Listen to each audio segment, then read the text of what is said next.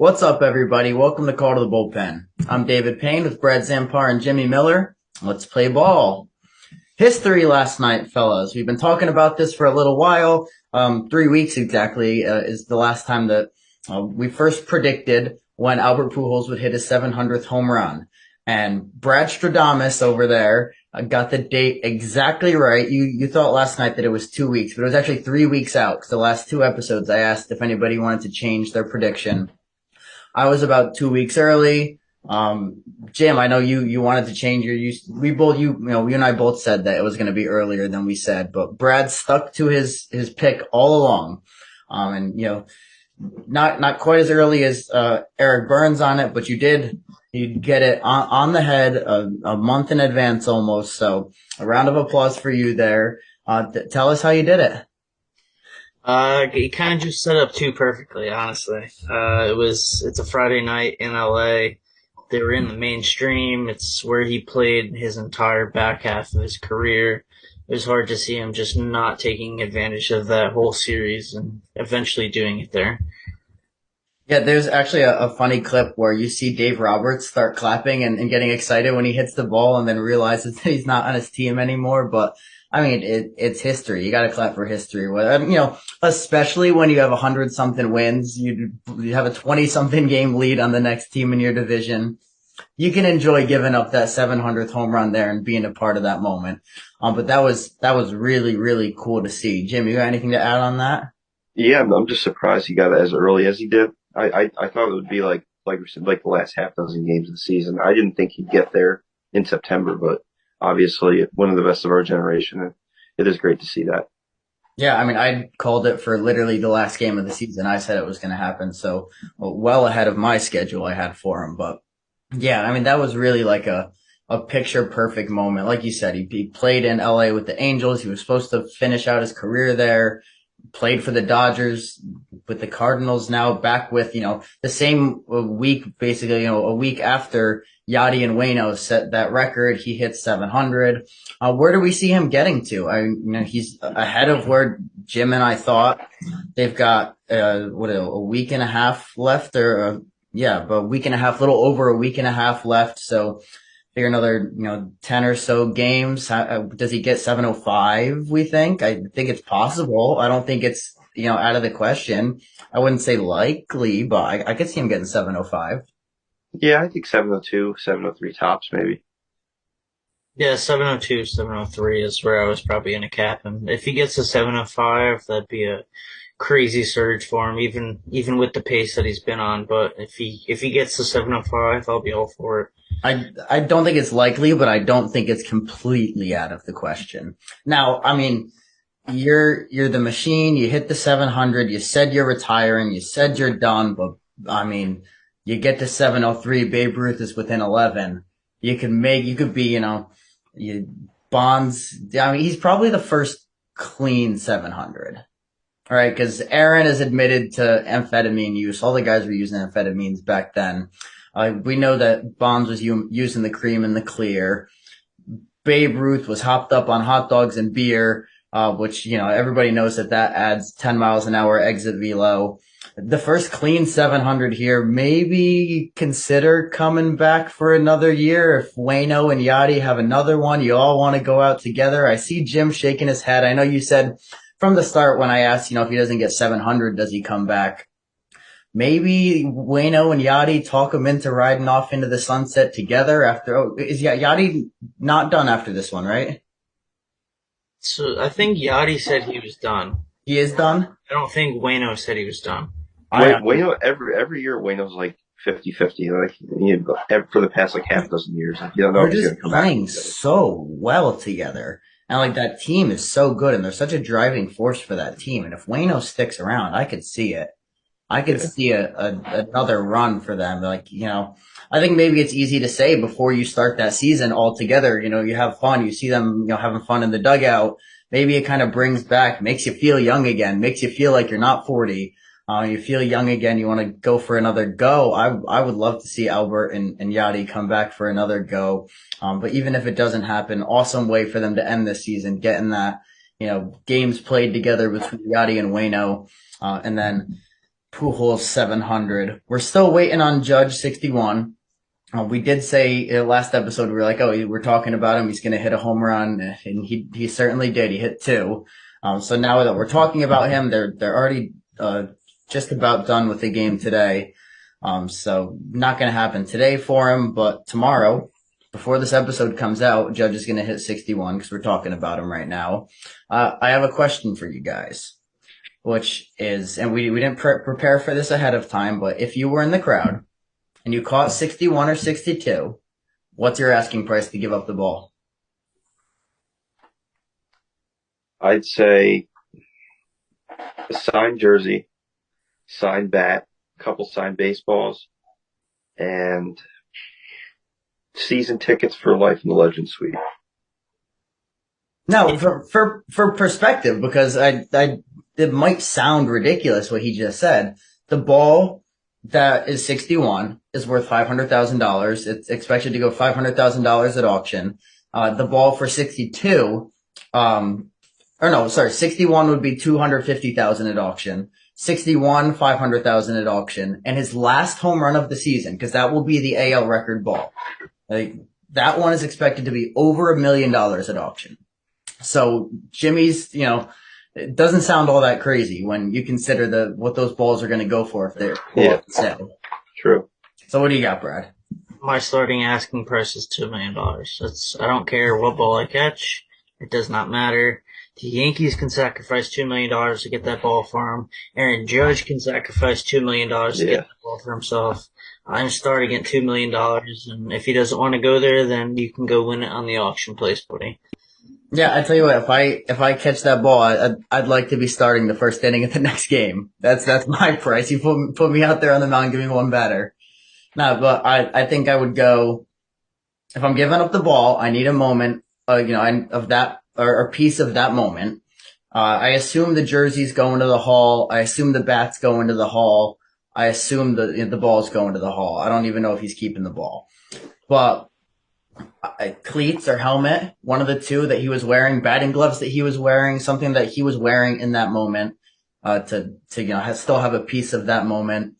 I got a Judge signed ball. I don't need a Judge signed ball. I'll go with the season tickets, like Jim said. I don't know if I'd ask maybe if Brad's asking for $2 million. Yeah, I'll go with the Legend Suite too. That a la carte, give me the steak, that lobster brought to my seat and stuff. Yeah, so we'll go Legend Suite, and then Garrett Cole, Giancarlo Stanton, Aaron Judge, 3 separate interviews on Call to the Bullpen. That's my price right there. But he's going to get 61 tomorrow.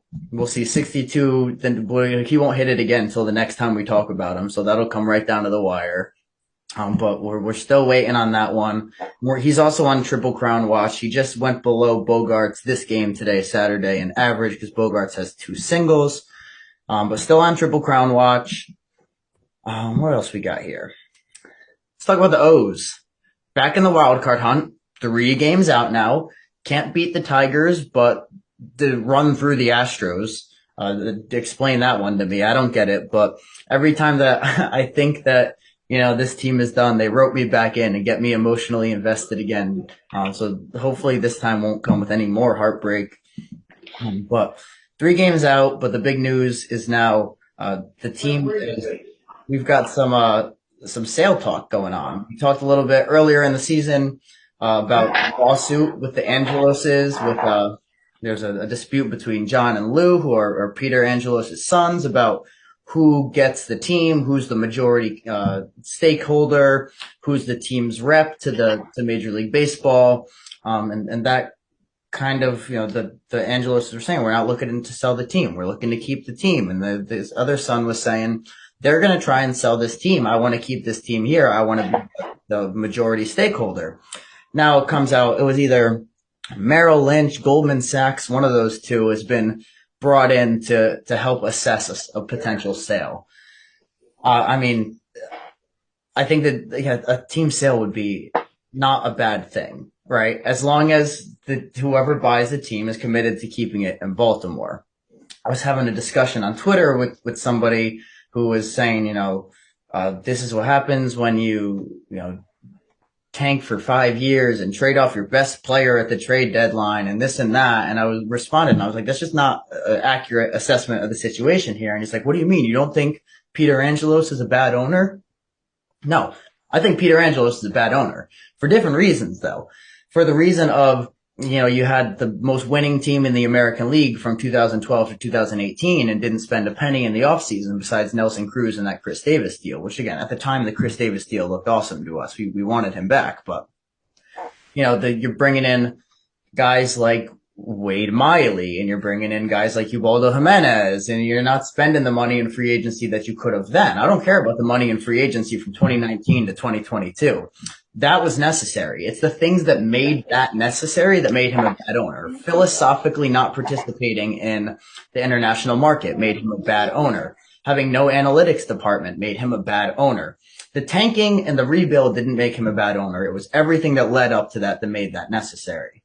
Now, if somebody's going to come in and be committed to keeping the team in Baltimore long term, I mean, you see the way that we can pack the crowd when we're putting out a good product on the field. That stadium is packed. It's the most beautiful stadium in baseball. I'm biased, but I wholeheartedly believe that if you experience a game at Camden Yards, I believe you'll agree with me too. So Nashville Orioles doesn't have a good ring to it to me. I think that this team needs to stay in Baltimore long term, but with new owners who are committed to spending money with everything that Mike Elias has done to build this team back up.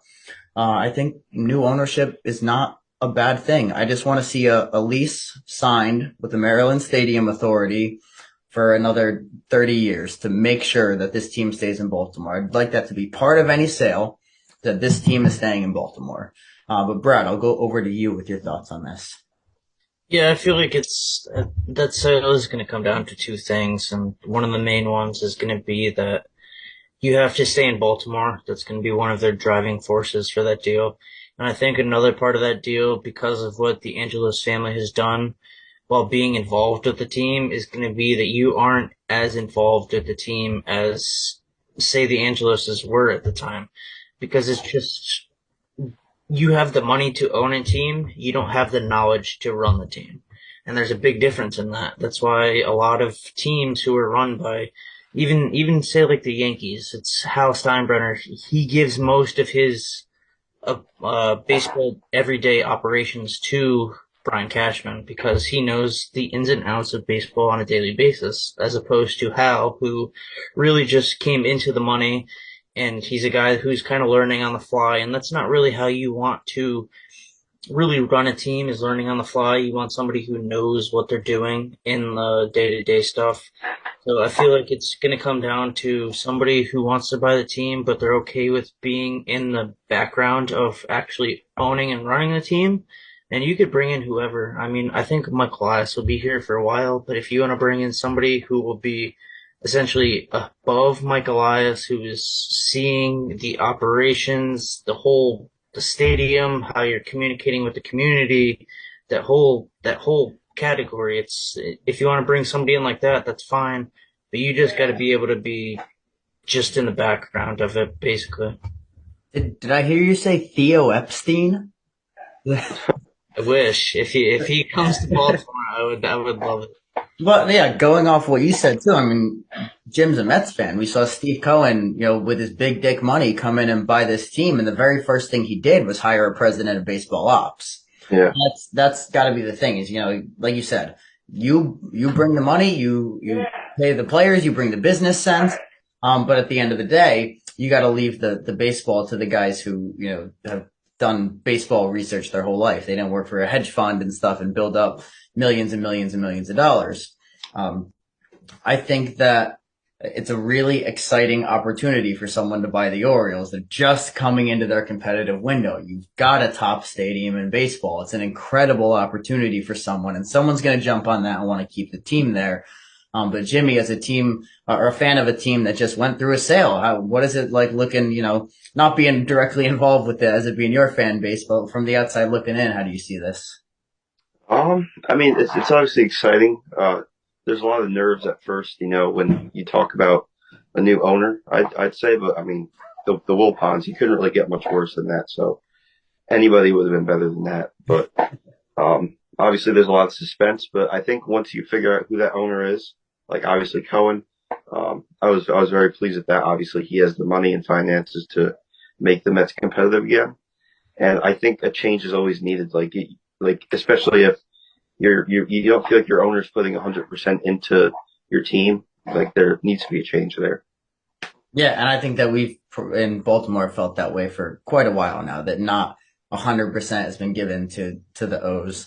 Um, a lot of teams up for sale though. This is like a trend recently, past 5 or so years. You've seen a lot of teams go up for sale. I mean, both the DMV teams are up for sale with the Nats and the O's. So a couple opportunities down there in that Mid Atlantic region for some people to buy up some teams there. But yeah, that's been a pretty recent trend lately of just a lot of teams going up for sale. I don't know if it was like a post-pandemic thing or mid-pandemic thing that brought this on. But that's a lot of opportunities for new owners in baseball, which I guess is exciting to have that turnover there instead of just having like the same old like oligarchy for forever. So I guess it's a good thing there too, because as the ethics and what the American workplace looks like evolves, you want the people running baseball organizations to evolve too. And maybe that the minors being unionized, maybe this brings about like a lot better working conditions for baseball players, which could be, a pretty exciting thing too. Now, want to jump over to the AL Central, where Byron Buxton is hurt again. It's like a sentence that you could say probably 3 times a season. And I made a tweet where I state that I think Byron Buxton is the most overrated player in baseball. I think he's completely worthless. I would rather have a guy who's going to give me average ball, like give me 0 WAR ball for 162 over giving me, a month a year or 2 months a year of stellar ball. Give me someone who can be there in the lineup every day that I can call on, even if they're going to bat 240, 330 on base and a 500 slug or 450 slug. Give me that guy over the guy who's going to be stellar for 2 months, but not there when I need him down the stretch. Buxton's put up like 50 games. This season was the longest season he's played in his entire career, I think. He had the 140 game season in like 2017. One. But it was bad though. Like it was not a good season. My guy's been in the league for how long? So he's so good when he's on. But I saw somebody say that he's like the D Rose of the MLB. But that would require him playing a full season and like winning an MVP to be the D Rose. You had to have done it at one point to be the D Rose. He's been 2 months here and there of greatness, but it doesn't mean anything. If you're hardly on the field, it means nothing. A lot of people think Garrett Cole is the most overrated player, but at least you can call on him when you need him. This team in Minnesota is just like, Buxton's our guy. Buxton's our guy. This team is around him. And you can't build a team around a guy who's consistently on the IL. To the point where we have to accept that this is not going to work for him. He cannot be a center fielder. Maybe he gets, him and Tatis maybe need the same treatment where they spend 100 games a year at DH. If he can spend 100 games a year at DH, that'd be more games than he's played since that 140 game season. So, maybe you say the bat is so valuable that you're a right fielder now, you're a left fielder now, you're a DH now if you can get healthy. But as a center fielder, Byron Buxton virtually worthless. But I don't know if you guys agree or disagree, but I'd love to hear what you have to think. No, yeah, I totally agree. It's just a shame because like he's such a dynamic defender. It's not like we talk about like an average defensive center fielder. Like he's incredible. I think he kind of reminds me of like Kyle Lewis of the Mariners. You think of two guys that really good center fielders, 5-tool guys, play defense great, but they can't stay healthy. You can't count them for any more than 80 games a year. So yeah, I think something has to change there. Yeah, I think he's definitely got to move to a corner. Just even with that contract they just gave him, just move to a corner. Just save yourself. Get as much as you can out of his bat because that's what you're paying him for. You're not paying him for $20 million a year to play defense. You're paying him to drive in 100 runs a year, hit 25 homers a year. That's what you're really doing. It's really tough to just see him get hurt year after year after year. When we all know the talent that he has. It's just he can't do it, and it's kind of gets sickening after a while because you're like, he's just going to end up hurting himself. And that's kind of like what I feel like we've been in with Trout for like the last 2, 3, maybe 4 years. It's like you know that he's just going to keep doing this at a high level, but now you just keep looking for that next injury that's going to come up, and it's going to be right around the corner. How old is Buxton right now? Do we know? He's got to be 30? I would say 29, 30. I'll check Looking though. it up. But the center field's a young man's game. It really is. Some of the best center fielders of our generation. He's 28. So he's coming right up on that time where you should be moving off of center field anyways. The best center fielders of our generation, like Andrew McCutchen, off of center field by 30. Adam Jones, off of center field by 30. Like these guys, center field is a young man's game. There's nothing wrong with moving to a corner spot to stay healthy. And, I made that comparison to Tatis and shortstop. And I really do think it's a valid comparison with the two of them. There's that dynamic bat and they can play incredible defense, but the things that they have to do and the things that they're capable of doing to play that incredible defense really take a hard toll on the body. And at the end of the day, that bat in the lineup, like Brad said, is more valuable than the defense. Somebody else can give you Gold Glove defense. Not everybody else can give you the stolen bags and the home runs and the real all-encompassing bat that he can give you. So that wraps up quick hits. We're going to go to Jimmy now with the Major League Players of the Week. So AL Player of the Week, we have Aaron Judge of the Yankees going into today. 8 hits, 3 doubles, 3 home runs, 5 RBI, 364 average, and 1426 OPS. NL Player of the Week, we have Colton Wong of the Brewers. He had a big 3 home run game, I think, a couple nights ago. 10 hits, 2 doubles, 4 home runs, 9 RBI, 400 average, 960 slug, and 1383 OPS. And AL Pitcher of the Week, we have an Oriole and Jordan Lyles. He had a 9-inning complete game, 1 earned run, 6 strikeouts, 3 hits and no walk performance, and got the win in the 8-1 victory over the Tigers on Wednesday. NL Pitcher of the Week, we have Max Scherzer of the Mets coming right off the IL. I think he missed like 17 days. 6 no-hit innings, perfect innings. 6 innings, no runs, 9 strikeouts, no hits, no walks, in the 7-2 win over Milwaukee on Monday. AL Rookie of the Week, we have Stephen Kwan of the Guardians. He just continues to rake down the stretch. 11 hits, 2 triples, 5 RBI, 440 average, and a 640 slug. Going to the NL Rookie of the Week, we have a newcomer in Hayden Wesneski of the Cubs. He had a 6 and a third inning, 2-run, 6 strikeout, 2 walk performance in the win over Pittsburgh on Thursday. And that's the players. I think that the Scherzer one is a bit funny because there's a lot of uproar on social media when he came out of the game. Like, coming out with a perfect game, never going to see a perfect game again. Like, whoa. He just came off the IL and he's in his late 30s. Let's cut the guy a break here. Brad, who we got for our minor league players of the week? Scherzer should have stayed in that game. I do not care. He could have blew out his arm. I don't care. Come on, they're in a playoff hunt. Get out of here. All right, so on our minor league players of the week, Double A's on the playoffs. High A and Low A both finished their seasons with championships wrapping up. So we're just gonna go with a Double A pitcher or a Triple A pitcher of the week and a Triple A hitter of the week. So Triple A hitter of the week is Dominic Calzone. Canzone, not Calzone. He's an outfielder for the Reno Aces. He's 25 years old. He was a 2019 8th round pick out of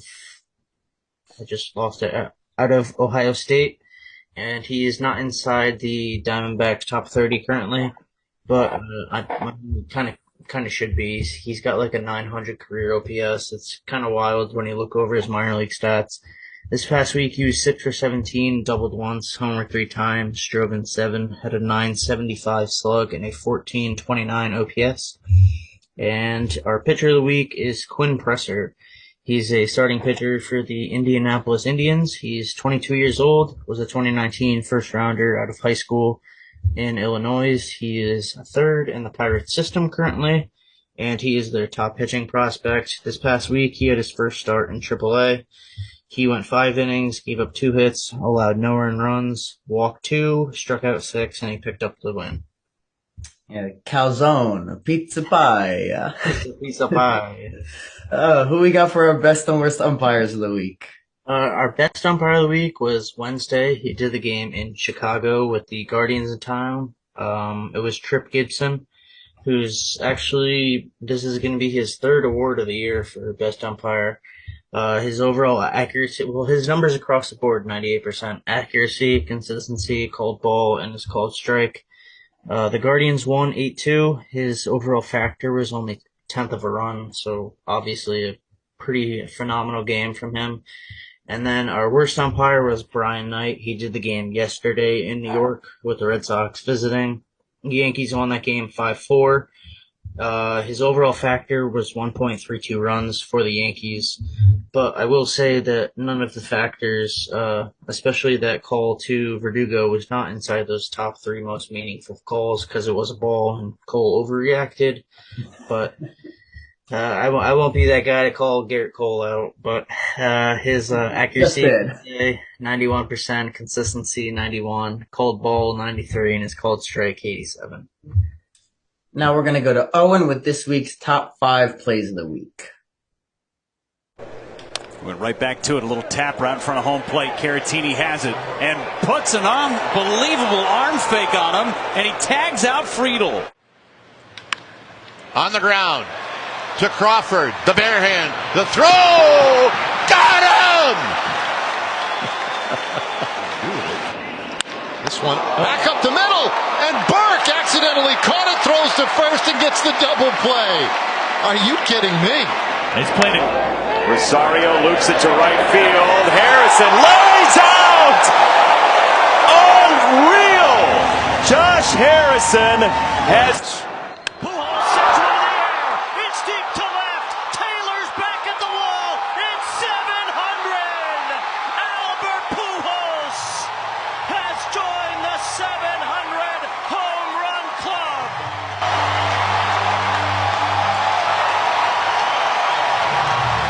All right, we're going to bring it back now to the trading floor. That's our trading cards, autographs, any kind of memorabilia segment. So what do we got this week? So this week, I got my 2022 Topps complete set. And every set comes with a different set of variations of rookies. So this week, for this set, I got I think it comes with 8. Shane Baz, as you're just talking about. Brandon Marsh, Wander Franco, O'Neill Cruz, Spencer Torkelson. It's pretty sick picture of J-Rod. Nice. And Bobby Witt Jr. So they're definitely something that you want to look out for in the sets, because I know like the '08 Scherzer, I think he had an update card that goes for a decent amount of money if it's graded. So whenever you get variations like that in the sets, it's good to put them aside, potentially get them graded if you'd like, because obviously they're a little more rare than just the base cards. Now, what exactly is a complete set for anyone who doesn't know? Because I'm not so big on cards. When you say complete set, every player in the major leagues, their card. It's it's just base cards 1 through, it's 660 is usually the number. It's just from Series 1 and Series 2, the base cards. There's obviously there's autographs. It's just the 1 through 660 base. And then obviously you have the variations. So that's that's a smaller set within a set of different so you get the regular O'Neill Cruz, and then you get the variation O'Neill Cruz. So you don't really get the inserts that you would get in packs. I'm sure Brad likes packs because they have the inserts. I'm not really too much into that. I'm more just into just the complete sets. And Brad, what do you got this week? Right, so building off of those inserts, with the Series 1 inserts, they usually insert these cards. They kind of started it 2 or 3 years ago. It's the Home Run Challenge cards. It's, here's Trout. This one's Trout. That one's Arenado. On the back, there's a code where you scratch off and you put it in for when you think those players on the front side of the card will hit a home run. And it's kind of interesting because if they end up hitting that home run, you get put into the grand prize at the end of the year, which is 2 tickets to the home run derby the following season. So you get put into that. But if you double down on your pick for that player and they hit a home run over 425 feet, then you get put into a parallel version where it'll be like if Trout homers over 425 feet, say he hits at 430 in the month of June, the people who doubled down on Trout in June to hit over 425 feet of a homer, you will be getting a parallel of that player, of him. It'll be like out of 53 or something like that, the card that they sent you. And I saw one, I was watching one on eBay the other day. I think it was a Mookie Betts, but it was a May card, and it was out of 273, and it was going for, I think it finished around $67. So just for putting in and when you think of it, that home run, and saying it'll go over 425 feet. I mean, it's also something fun that you can do because it's right included. Like, you can follow that game, and it's something that Topps gives you that's like interactive. So you're picking like an exact date that they're going to hit a home run on? Now you can't pick, like if say you wanted to pick today, you wanted them to homer, it wouldn't be allowed. You have to pick it a day prior to them. So essentially you have to do it before they're even in a lineup. Okay, so you're not like opening this up in May and saying, I think on October 3rd he's going to hit a home run. If you wanted to, you could, just click it, yeah. So you guess this day, right, that they're going to hit a home run. And you don't get something just for that. You get entered into something for doing that. Yeah, you get entered into the grand finale at the end of the year. Well, I mean, I think that those are perfect for you, considering you picked the exact date Pujols was going to hit his 700th home run. This is right up your alley, right there. That's perfect. Yeah, you should be killing it with those. These are my only 2 that I have, and I haven't even used them yet. So really, I got to use them in the last couple weeks here.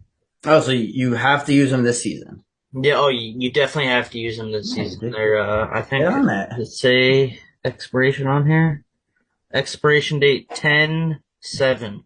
So how heartbreaking would it be if it was like yesterday? So they even accounted for the expanded season from the lockout. Wow, that's pretty sweet there. Yeah, definitely use that up. Don't let that go to waste. Get on that. Not at all, dude. Running out of time. You got to go on that oh man, that site, that matchup site that you had sent me, and figure out when they're gonna have a good matchup there coming up.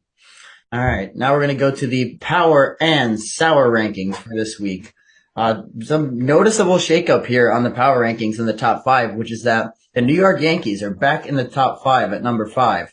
Yankees at 5, and then same top 4 after that. We got the Braves at 4. We've got the Mets at 3. We've got the Astros at 2 and the LA Dodgers at 1. Going to the sour rankings, we have the Seattle Mariners falling to the sour rankings and falling in the wild card standings. The O's are just 3 games out now. The Mariners have played an atrocious last 10. J-Rod going down to injury. Just signed Castillo to an extension, which is helpful for them long term, but it's not going to help them immediately this year. The guy's already on their team this year, so they're falling down to the number 5 spot on the sour rankings. We've got the Pittsburgh Pirates at number 4. Been bad all year, but on an 8-game losing skid right now, just playing atrocious baseball. Above them, we've got the Boston Red Sox with the loss to the Yankees today. That will put their elimination number from the playoffs at 1 game. This is a team that was in the American League Championship Series last year, who now is going to, not even make the playoffs this year after going out and getting a really expensive bat in Trevor Story. Not what you want to see out of, the team as prestigious as the Red Sox there. So they're number 3. White Sox, all but done. They're pretty much cooked for a season where they should have been running away with the Central, in all honesty. It shouldn't have been close. They should have taken that division, by the throat early on, and just the chemistry issues and guys not playing to their potential, and a completely disastrous season there for the second year in a row. Really, this team should have been, taking that Central by storm. And number 1, another Central team, the Minnesota Twins. The Twins, Buxton going down, playing bad baseball. I mean, those two are just handing the Cleveland Guardians the division there. So after the Buxton injury, the Twins come in at number 1 on the Sour rankings. That wraps it up for this week's episode of Call to the Bullpen. We will see you all next week with another episode in, let's see, is it going to be? Yeah, the last episode of the regular season next week. Almost there. So we'll see you all next week with another one.